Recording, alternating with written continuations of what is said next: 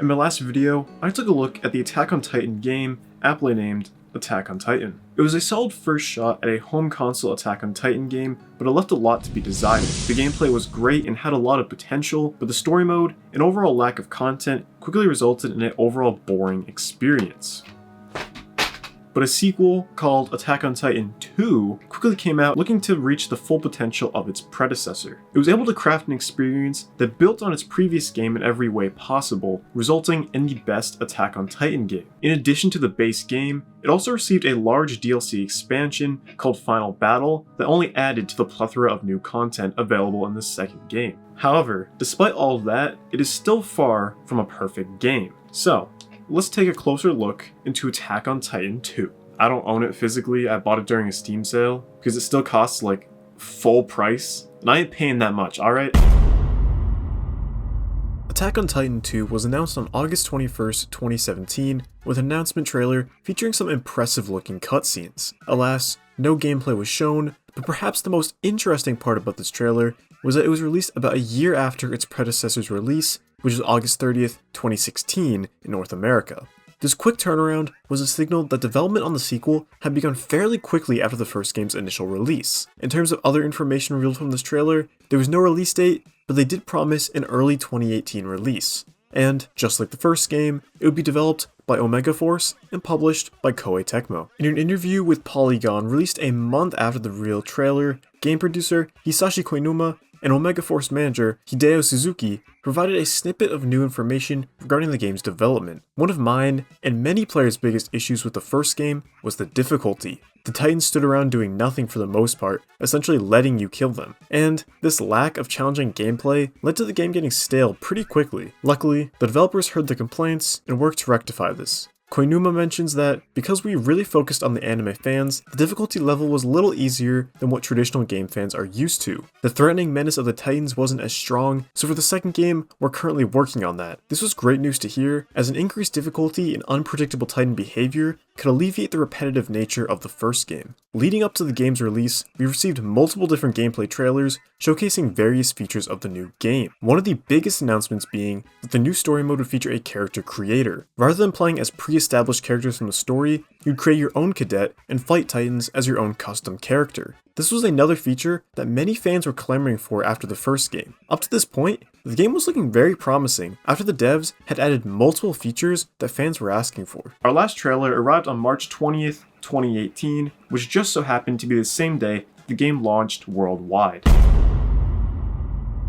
Attack on Titan 2 launched in Japan first on March 15th, 2018, with the worldwide release coming 5 days later on March 20th, 2018. It launched on Nintendo Switch, PlayStation 4, PC via Steam, Xbox One, and PlayStation Vita. Not sure why they dropped PS3 to still release on Vita, but alright. It was also released on Google Stadia over a year later on November 18th, 2019. Not really sure about that one either. Attack on Titan 2 received generally favorable reviews, currently holding a 75 critic score and an 8.1 user score on Metacritic. In terms of Steam charts, it garnered 637 players in its launch month before dropping to 215 the following month. Looking at sales, the game sold 28,480 copies on PS4 within its first week in Japan, whereas the Switch version sold 22,941, and the PS Vita version sold 15,621 copies all in the same week. Despite receiving generally favorable reviews, the game was still criticized for largely the same reasons as the first. The criticism brought up the most was again the lack of content that only leads to a game that gets stale all too quickly. On the opposite end, many of the reasons that the game was being praised were also the same as the first, the most obvious one being the fun combat. Despite a lot of the criticisms and commendations being the same between the first game and the second game, I still believe that Attack on Titan 2 is better than its previous game in every way, shape, or form, especially with the entire expansion of Final Battle. So, let's take a deeper look into Attack on Titan 2 so I can fully explain my points.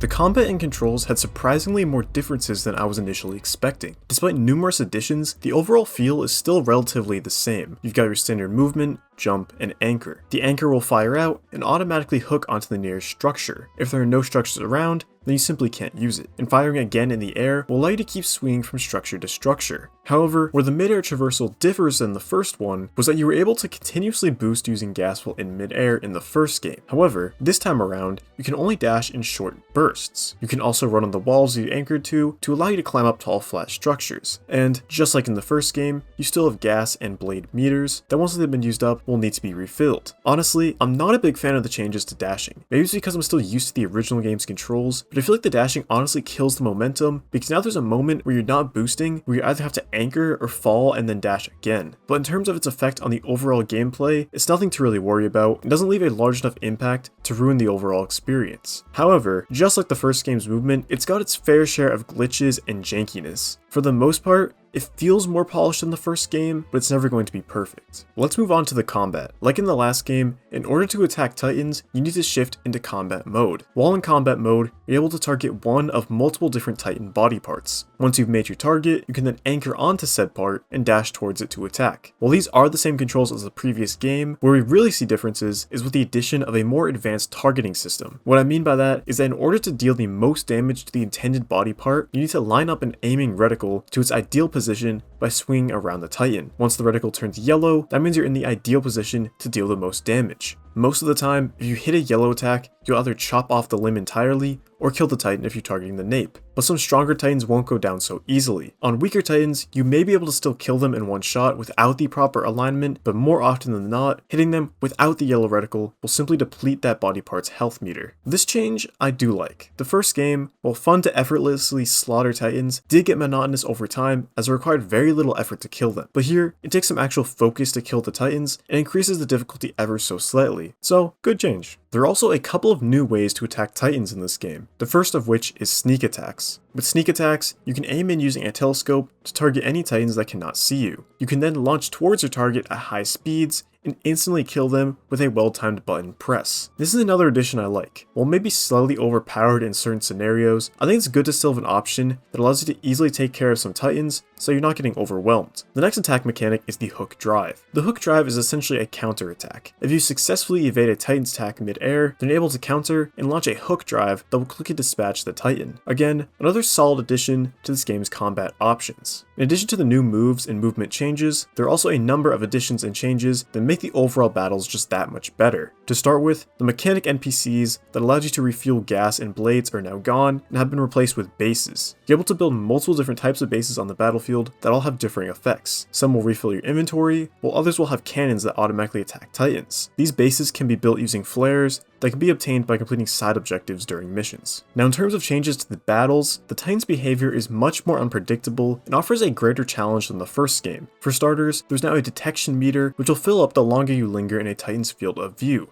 If the meter fills up, then the Titan will focus you completely and will act much more relentlessly. The abnormals in this game also act much more predictable, which makes their fights more difficult than the first one. But in addition to behavior changes, abnormals and other bosses now have large health meters and weak point meters. You must first damage their weak points to drop their weak point meter, then focus their nape in order to deplete their regular health meter while it's exposed. All in all, these changes to the Titans offer a much more chaotic and fun experience compared to the bland fights of the first game. Attack on Titan 2 boasts that through an increased variety in Titan behavior to closer resemble the anime and comics, Deadlier Titans will now provide a more thrilling battle experience. And I gotta say, they're actually right. Not only do the new Titans offer a more engaging experience, but the other new mechanics also give more options in battle, as well as adding yet another level of resource management. While even the first game's gameplay was solid, Attack on Titan 2 builds on it and only makes it better. I really do love the base gameplay of this game. This is Attack on Titan here, so it can't all be sunshine and rainbows, which leads me into the story mode.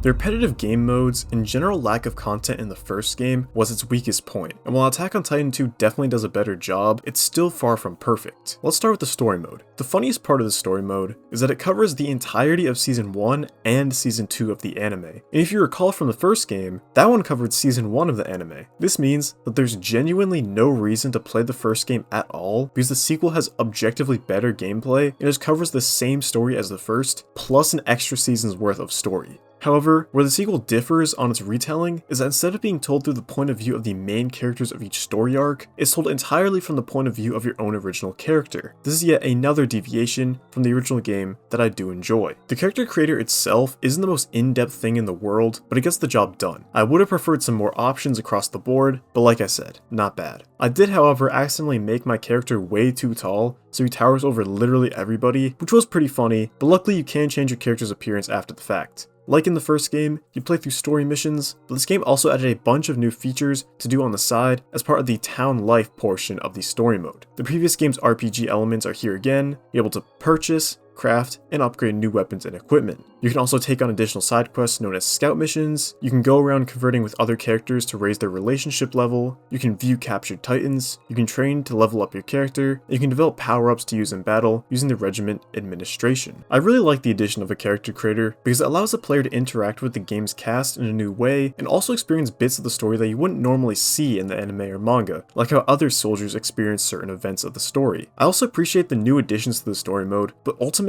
I don't really want to say this, but it's kind of as bland as the first. It's cool that there's all this new stuff to do, but it all amounts to nothing in the end, and the NPC and relationship mechanics just serve as an excuse to force you to go on fetch quests and artificially extend the runtime. However, I do think it is better than the first. I like the original character addition because that keeps the story fresh and entertaining, and the overhauled gameplay offers a greater difficulty, which means that the missions don't get as repetitive or monotonous as quickly as the first games. I'm going to talk about visuals here because I won't have enough to say to make it its own segment, and throwing it in with story mode seems to be good enough. The visuals are on par with the first games. I again really like the art style as I feel it perfectly captures Wit's art style from the anime, and just like the first game, the pre-rendered cutscenes look worse than the real-time rendered cutscenes. But what is cool about the pre-rendered cutscenes is that they're all from the first-person view. That is 100% because they had no way of rendering your original character in a pre-rendered cutscene, but seeing ODM gear in first person is pretty cool. My last note on visuals is that the cutscenes shown in the original trailer look way better quality than what was in the final game, and I don't really know why. So story mode is alright. It's better than the first, but nothing really stand out. Which leads me to another mode. Another mode. Yes, it's actually called Another Mode. Another mode is their catch-all mode that includes standalone missions as well as online play. And just like the first game, don't expect to find any online games. In Another Mode, you can do largely the same things as town life from story mode, bar a few options like relationship meters. Aside from the RPG elements, you can select different types of missions and then go on said missions. It's very similar to Expedition mode from the first game, but there are a number of new online modes. What's actually pretty nice is that they're regularly adding new online modes. There's Predator mode where you play as a Titan, there's an Expulsion mode which is free for all to see who could kill the most Titans, there was Showdown mode where you faced off against one opponent to see who could kill more Titans. It was really neat that they were continually adding new game modes. Other positive of this Another Mode is the increase in playable characters from the first game. The first game only had 10 playable characters, whereas this game adds 27 new characters in addition to the 10 from the original game. The new online modes and additional characters were great to have, but unfortunately, you won't be spending much time online if you bought the game now, considering its minuscule player base. However, I can't deny it, the developers did work on bringing more content to the game. Speaking of new content, the largest post-game addition wasn't a mere online mode. It was an entire DLC expansion known as Final Battle. Attack on Titan 2 Final Battle is weird. It's technically a DLC expansion, but it seems like Koei Tecmo wants to treat it as its own game, as it essentially is in place of a third game. It released on July 5th, 2019, over a year after the original game's release date, and added 2 new game modes, Character Episode Mode and Territory Expansion Mode, as well as adding 5 new playable characters and new weapons and loadouts with the anti-personnel ODM gear and the Thunder Spears. The Character Episode Mode is essentially a new story mode and covers the entirety of Season 3 of the anime. I think the base game story mode is objectively better than Final Battle story mode. The biggest difference is that you no longer play as your custom character. You're back to simply controlling whatever character is most relevant to the story at any given moment. I know a lot of fans are upset about this, myself included. Also gone is the town life, as it's been replaced with a simple level selection screen. Remember how I said that the real-time rendered cutscenes actually look good? While those aren't entirely gone, there are a lot less of them than there were in the original story mode. Instead, we have a lot of these weird animated PNGs of the in-game models, as well as these lazy looking dialogue boxes. They're just a downgrade to the original story mode's cutscenes in every way possible. Besides that, The gameplay is the same, just with some new weapons to check out. It's nice to get a continuation of the story without having to buy a new game, kind of, I'll elaborate on that later, but it's clear that the budget was much lower this time around. Let's talk about Expedition Mode. Expedition Mode is the second new game mode that came with the Final Battle DLC, and allows you to build your own soldier corps by assembling different characters together, then heading out on various different missions. It's essentially more of the same. The gameplay is the same as any other battle or story mission, so this mode's not going to really help the game not get stale. Now that I've gone over the DLC itself, I want to talk about how the pricing was and is completely absurd. Attack on Titan 2 costs $40 on its own with no Final Battle DLC. If you buy the game by itself with no DLC at first, or if you already own the game before the DLC came out, then you can buy the DLC expansion for $30. But if you don't already own the game, then you can buy the game plus the DLC for $60. So already, buying the game and DLC separately is going to cost you an extra $10. But that's only looking at the current prices. If we look at the original prices, then this is much, much worse. Attack on Titan 2 used to cost $60 on its own, and the Final Battle DLC used to cost $40 on its own. Meaning, if you bought the game by itself originally, then bought the DLC afterwards, then it would cost $100 in total. But if you had never bought the base game, then you could buy both the base game and DLC for one bundled price of $60. That was kinda ridiculous. I know there's always going to be the argument that the people who bought the game originally for $60 got to play it for a whole year before players who bought the bundle could play it, but a $40 difference? That's a bit much. And keep in mind, while the prices may have decreased since then, this game practically never goes on sale. Physical copies are still stupidly expensive, pretty much close to retail, and it rarely ever gets any discounts on digital storefronts. The Final Battle isn't the only DLC, it is also not the only overpriced DLC. There are a total of 42 DLC for the game, including Final Battle. The other DLC include additional story mode missions for 99 cents a piece, or additional costumes for $3.49 each. I don't care how goofy Ani looks as a pop star when it costs $3.49. That's just not worth it for one costume, in any sense of the word. Attack on Titan 2 is no doubt a better game than its predecessor Attack on Titan. The gameplay and combat is greatly improved, providing a more engaging experience through its improved difficulty and unpredictable Titan nature. The story mode is also better than the first, with double the amount of story covered, and a new created character system. While Attack on Titan was a fine game with a lot of potential, I would say Attack on Titan is a good, even great game. I had my fun with it, but just like the first, its weakest point is its repetitive nature, as killing Titans will only be fun for so long. Despite some aggressive monetization tactics, I would still recommend picking this game up, but definitely wait for a sale, as I don't think it's worth the full $60 price tag. However, I was able to snag it for $30 during a Steam sale, which I would say is a pretty fair price. Attack on Titan 2 is the best Attack on Titan game, and is probably the best official Attack on Titan game we'll ever get. I don't really see them releasing another game to cover the final seasons, and I don't think that would really translate well into a video game. And honestly, I don't mind if we never get a new Attack on Titan game. I'm perfectly fine with just occasionally hopping back into this one to slaughter some Titans, as that's what this game really excels at, just having a fun, chaotic time. And if they were to make a new Attack on Titan game today, then it'd probably just be an arena fighter.